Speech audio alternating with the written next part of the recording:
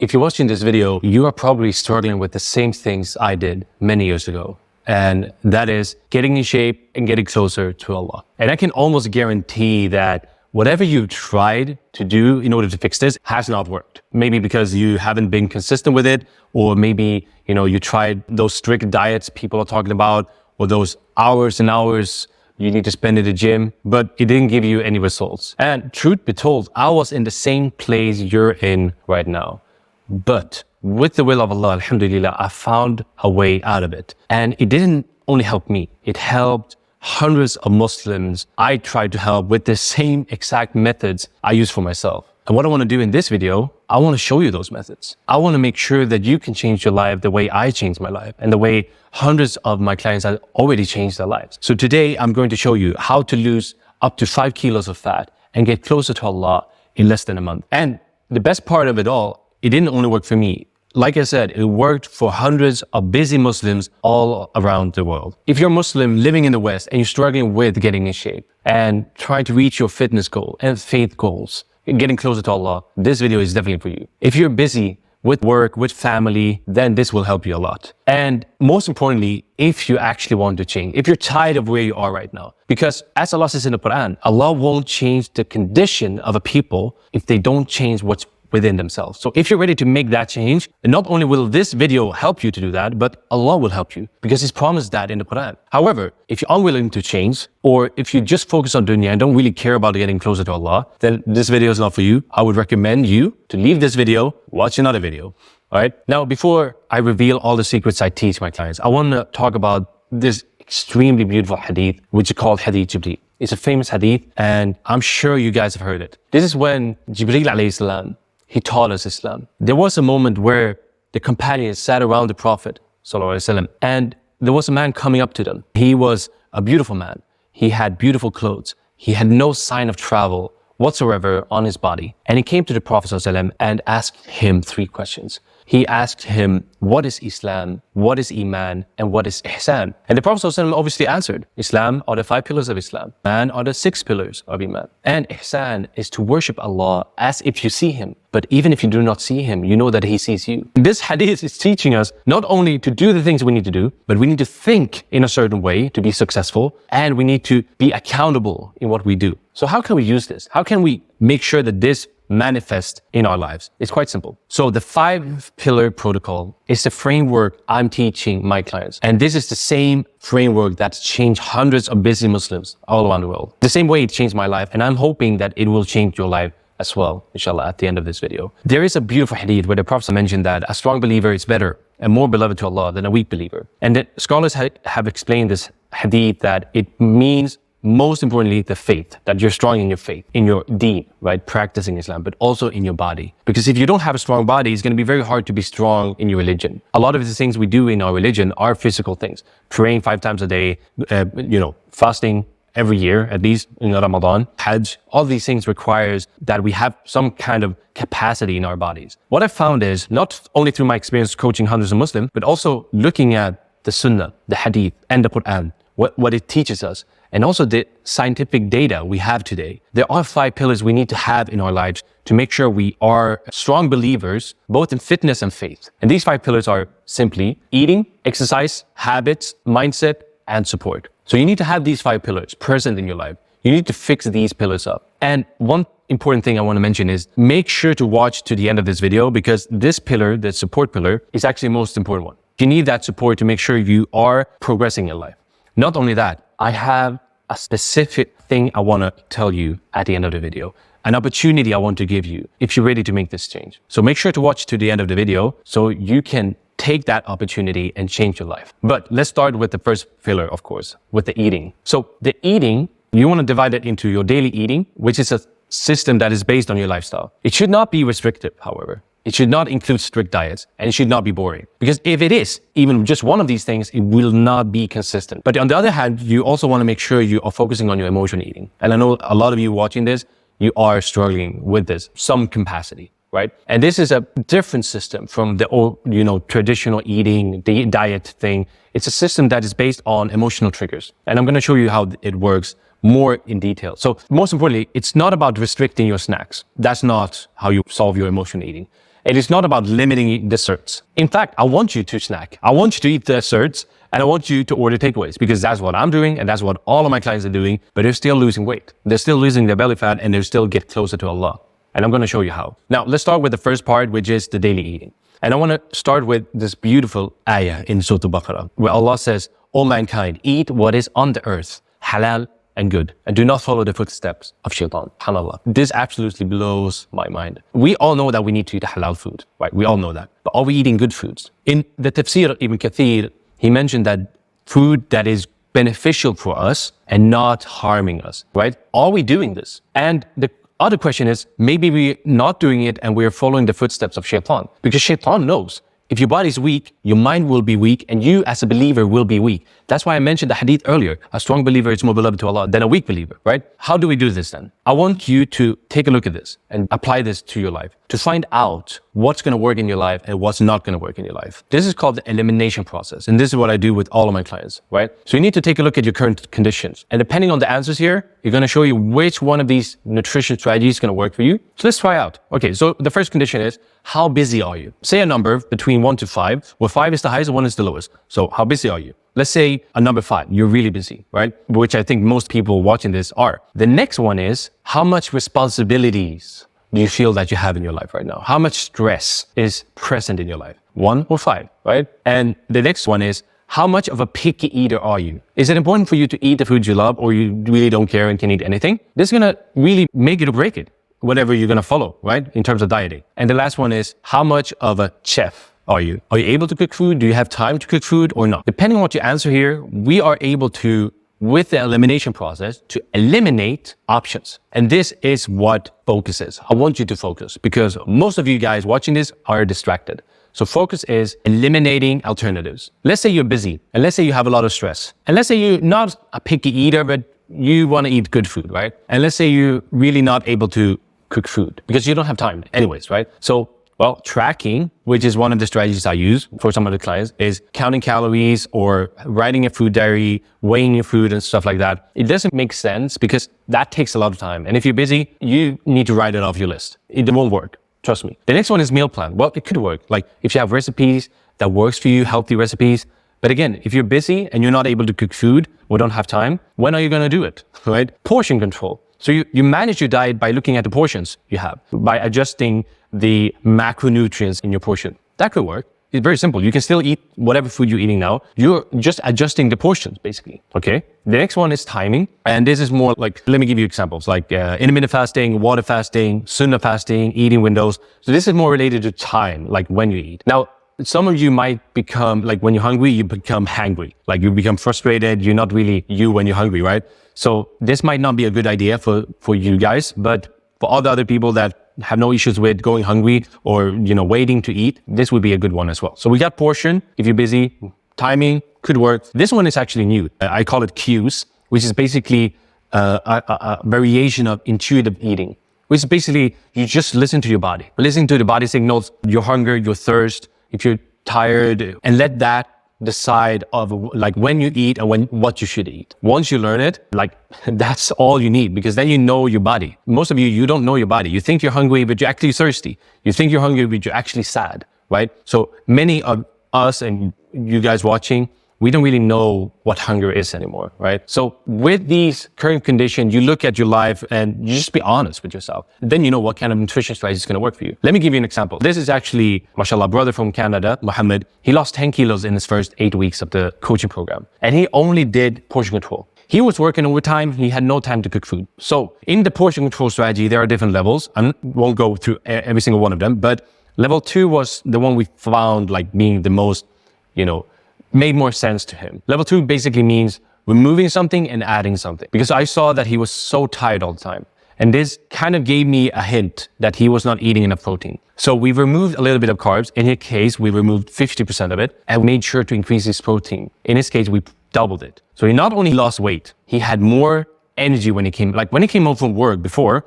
he would just crash on the couch. That was it, and then he's scrolling social media. But doing this change, suddenly when he came home, he had energy and started working on his side business that he wanted to do for a long time. The next thing is emotional eating. And this is a big thing, guys. I want to start with a hadith where the Prophet said that every son of Adam makes mistakes. And the best of those who make mistakes are those who repent, return to Allah. Now you might think, but Simon, what does this have to do with eating? The thing is, emotional eating is a very tricky one because you're not eating because you're hungry. You're eating because you have an emotion trigger. So for example, you might be stressed or you might be bored. And this leads to maybe you're snacking all the time or you're binge eating, right? You're stressed, so you order pizza, you order all these desserts, and then you go crazy. The problem is you're not able to enjoy the food. The only thing you're doing, you're escaping the feeling you had, the stress you have. You're not enjoying the food, and you're just messing up your whole diet and your body, right? The reason why I mentioned this hadith is because it teaches us a very important thing. There is a principle in Islam where the prevention is better than the cure. But if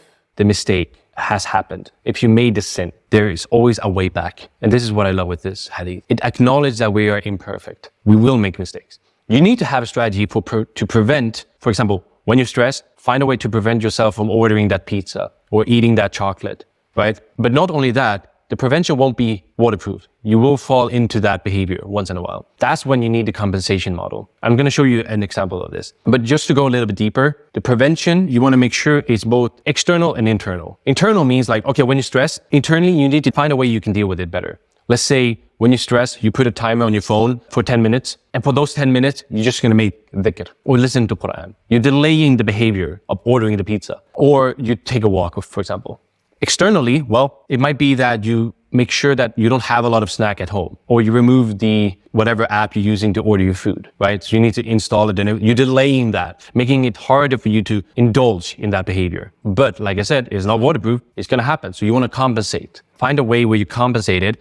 And the reason why we're compensating is to remove the guilt. Because when you make a sin, you feel guilty, but deep down, Allah will always forgive. He's the most forgiving, right? You can always return to Allah. You want to have the same framework here. It's not over. Sure, you made a mistake. You can always go back. And let me give you an example of this. So this is, mashallah, brother Saeed, and he lost 6 kilos in his first month, applying this prevention and compensation model. 2 triggers he had was when he was bored and when he was with his friends, he was being social, he would snack. He would do endless snacking all the time. So we applied for these 2 different triggers, different types of prevention and compensation, right? For more detail, the compensation, we have 3 different levels, intensity levels, level 1, level 2, level 3, right? And we don't really have time to go into all of that, but I just want to make you understand that you need to make sure you're preventing before the things the behavior happens. You want to prevent it, but you also want to compensate it in case you fall into it, right?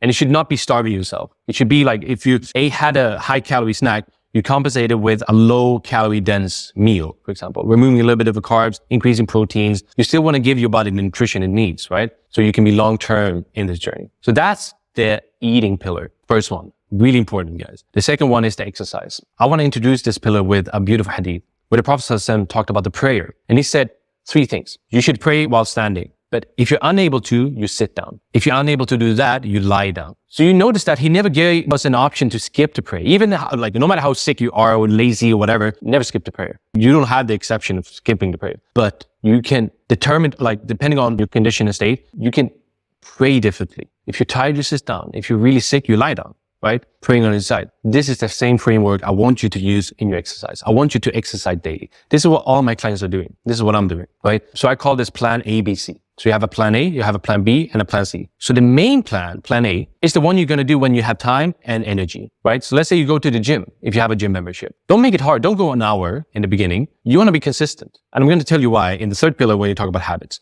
But you want to be consistent. So if you can do 20 minutes consistently, then you can increase it. For obvious reason, you cannot do this every day. You're not going to have time and energy every day to go to the gym. It could even be a home workout, right? If you don't have a gym membership. No problems. Now, let's say we don't have time to do plan A or energy. We do plan B, the secondary plan. We reduce the time, we make it a little bit easier. In this example I gave you here, 5-minute home workout instead of 20-minute gym workout. You can do 5 minutes home, right? A couple of bodyweight exercises if you don't have equipment home. Let's say you don't even have energy or time for that. You're exhausted. Does that mean you're going to leave exercising or moving your body? No, the opposite. You should have a minimum plan. In this case, I wrote 5 squats. It could be 5 push-ups. It could be, a 5-minute walk. Some people, we do this where they don't have a lot of time to spend time with their kids and family. Well, spend time with them. Play with the kids. and make sure that's your plan C. If you're not going to do plan A or B, you're not supposed to do all of them. You, depending on how you feel, the state you're in, you pick one of these things, the 3 different levels. Same with plan A, B, C. Let me show you 3 amazing examples. So this is the first example of a sister from New Jersey in the US. She's a mother of 4 kids and works full time.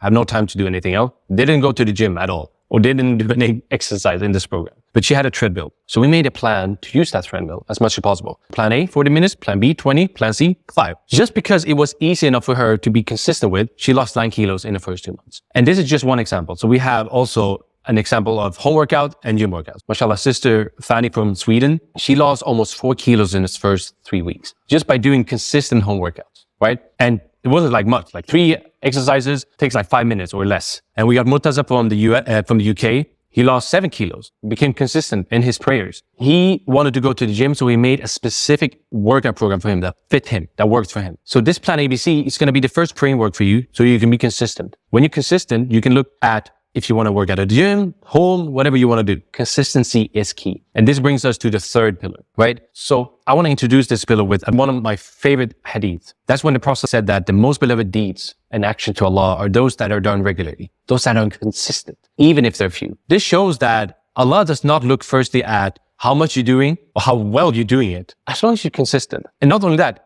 that's what He's going to love the most. So you want to use this 3rd pillar, balancing your fitness habits and faith habits. The way we do it in the program, in the coaching program, is we have a daily habit tracker that I help my clients with to create, and they're supposed to track this on a daily basis. Let's say they do the daily eating, portion control. And let's say they need to fix the hydration. They're not drinking enough water. They're doing their work at ABC that I just showed you, plan ABC, right? And they want to read more Quran, they want to practice tajweed. And then they track this on a daily basis. They're not going to be perfect for obvious reasons, because the Prophet ﷺ said, all the children of Adam, they make mistakes. We want to track it, because if you're not tracking it, you won't be able to improve it or make it better. So you need to have a way to track the habits you want. And what I want to do, I want to show you 2 examples how we are using this in 2 very important areas, and that is praying and reading Quran. So we had a sister joining from Belgium. She didn't pray for the last 3 years at all.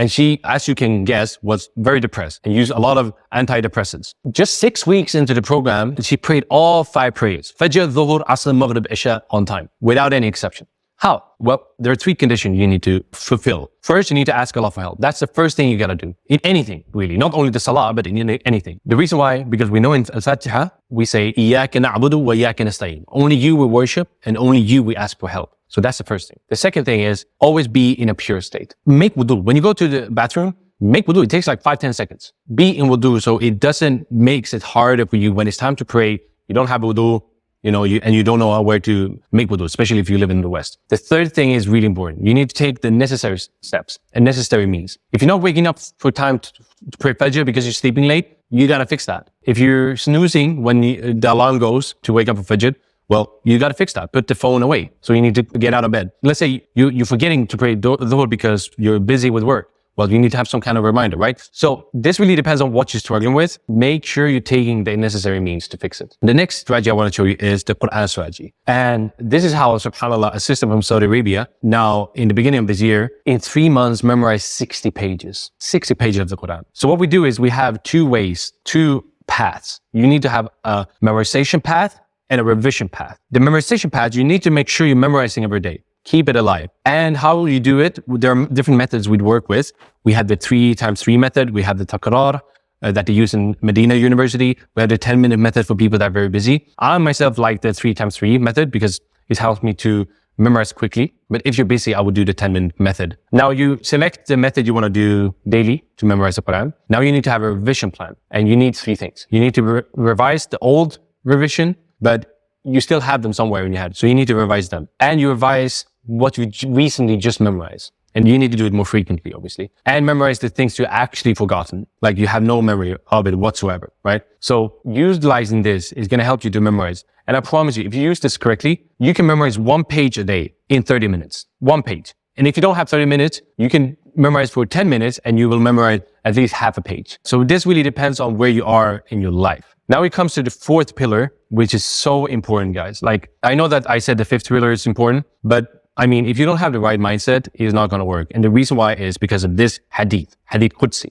where Prophet ﷺ said that Allah said, I am as my servant thinks I am. So if you think that Allah is merciful and He's helping you, He's guiding you, that will happen in your life. You will see that happening in front of your eyes. This is what Allah said. But however, if you think that Allah is punishing you, He doesn't love you, right? That's also going to happen. Why? Because this is what the hadith states. So when I talk about mindset, I talk about the sunnah mindset. What is the sunnah mindset? It's the same mindset that Prophet ﷺ had. We want to copy his mindset. Even though we're not going to be as him, impossible, but we want to get as close as possible. How was the Prophet ﷺ? You can read about his biography. He was a consistent person, al-Barik.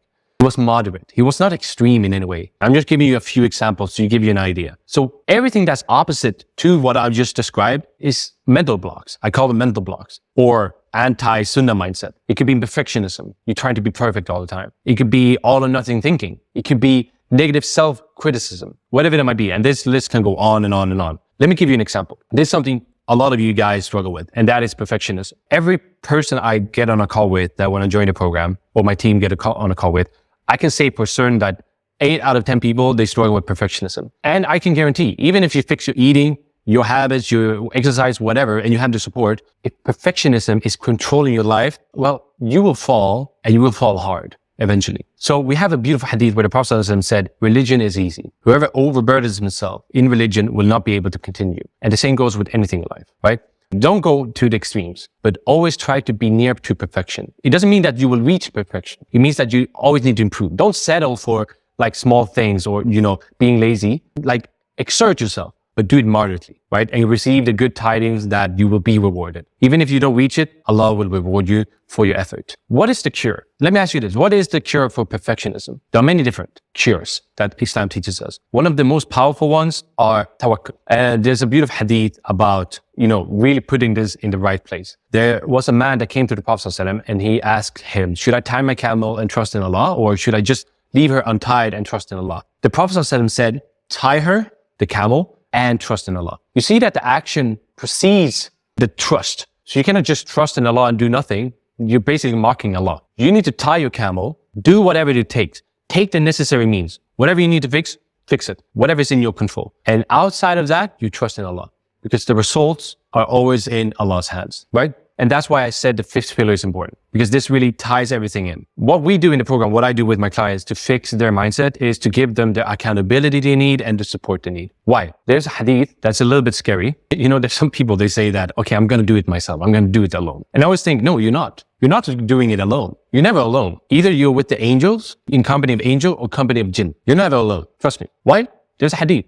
Prophet ﷺ said, there is none of you who does not have a companion, which is called qareen, appointed for him from the jinn. And this guy, the qareen, his sole mission is to make you fail. He want to drag you into hellfire with him. That's his mission. So when you say, I'm going to do it myself, me, myself, and I, what you're really saying is, I'm going to be a weak person, and I'm going to hang out with this qareen, this jinn, and make him decide whatever I'm going to do in my life. That is why a lot of you guys are feeling miserable and having issues with basic things of just being consistent. Imagine that, and you saw what happened. Just being consistent going to change your life, as it did with just the few examples I showed you here, right? So how do you establish this accountability and support? There is this support pyramid, as you can see in front of you. The foundation is you need mentorship. You need a person or someone that helps you personally, just as the companions, the Sahaba, may Allah be pleased with them, had the Prophet ﷺ as their mentor that helped them. Look at any other area. If you look at business, you have a mentor. You have someone helping you and teaching you, right? In college, in university, wherever you are, someone is directly helping you, right? Because you're going to reach certain obstacles that you need specific solutions for. Otherwise, you're just going to be stuck. On top of that, you need a community of like-minded people in a good way. Because the Prophet ﷺ said that a man is on the religion of his friend. So take a look who you have as friends. Not only that, you need to have the tools to make sure you are getting to where you want to be. It's very hard to clean a whole villa, a whole house with a toothbrush, right? It's going to take days. But as soon as you have a mop and a vacuum cleaner, it's going to take an hour, right? Depending on how fast you are. So you need tools that are suitable for your challenges, your problems. So let's take a look again at this 5-pillar protocol. We got the eating, we got the exercise, habits, mindset, and support. How do you establish this in your life? You can do it yourself and try to struggle. But guys, this is really important now. Increase the volume of this video and listen up. What if you have bigger goals than just losing 5 kilos? Maybe you want to lose 10 kilos, 15, 20, 30, 40, 50. Or you know you cannot be consistent yourself. You already tried. You can't be consistent, right? It's you and your qareeb. You've been doing it for years. Or you're too busy. You have a lot of work. You have the family. Or you may be lazy to just do it yourself. And you need help to make this work in your life. Maybe you have specific problems. And maybe I can help you with it. What if you could transform your life in the period of 12 weeks to reach your goals and change forever? This is how my clients are changing their lives. This is how we apply the 5-pillar protocol. So we have a daily eating and emotion plan we create for them that fits their lifestyle. A daily exercise plan according to the Plan ABC framework I showed you. A daily habit tracking, so important. I know what they're doing every day. I can log in here and see what they're doing and not doing and give them the support they need. Not only that, weekly calls, 3 times a week at a minimum. And not only that, daily accountability. I reach out to every single client I have on a daily basis, taking a look at their habits, what they're doing, how's it going. They need to give me reports. This is the accountability you need. Not someone that's punishing you or just saying, oh, how's it going, bro? No, someone that actually cares about your life. That's the foundation of the support pyramid I showed you, the mentorship and monthly one-on-one coaching calls. Now, if this all sounds good, I'm not done. Everything's going to be in one simple app, the Stronger Muslim app. Not only that, you would think that that's amazing stuff. That's all I need. That's not only what you're going to get. Actually, you will also get access to the Stronger Muslim community, exclusive access. Not anyone can join. It's a community for my clients, basically. But you're going to get lifetime access. We're going to have weekly calls. We have a channel called Ask Simon. Maybe, what if you need more help? After the program is done, down the line, you have a wedding you're going to go to in 1 year. You have me to help you. And you have the support you need from your Muslim brothers, if you're a brother, or Muslim sisters, if you're a sister, because it's a halal community. We segregate, we don't mix the genders. Is that it? Of course not. You will get access to the Stronger Muslim Vault. In this place, you can get access to this wherever you are with an internet connection. And you have everything you need to fix your habits, to fix your nutrition and eating, to fix your exercise, physical activity. And you have Stronger Muslim guides. Guides on how to pray on time, the Salah guide, the guide to memorize the Quran properly, and all the other guides you need to become a stronger Muslim, become a strong believer, which Allah loves. So if all of that sounds good, and this is something you want to do, and you're serious about this, I want to have a call with you. So if you go down to the description below, there's a link to a calendar, and you fill it out, and you and me and my team, we're going to have a call. Talk about the challenges you have, the goals you want to achieve in your fitness, in your faith, and create the plan you need. So if you're ready to do that, do it. And not only that, if you do it and book the call right now, I'm going to give you a gift, a few gifts actually. A few of the things I'm already teaching my clients because I want you to get started. If you're struggling with your Salah, if you're struggling with reading Quran, if you're struggling with these things, I want you to get started today. I want you to book this call, but I want you to start implementing the things I've talked about in this video so that when we talk on the call, we know what you need. If you're inconsistent, maybe you need more accountability. You need someone to push you every day, check up on you every day. So you're not alone with your qareem. If you don't have a good mindset, if you're a perfectionist, well, we need to address that, right? But make sure to take action. Like I said in the beginning of the video, Allah won't change the condition of a people if they don't change what's within themselves. So you have the decision. Do you want to change or not? If you want to change, you know what to do. Go to the description down below, click the link, schedule a call with me and my team so that you can change your life and transform it in ways you never thought was possible. Jazakumullah khairan, and I see you soon, inshallah, in the call. Assalamu alaikum.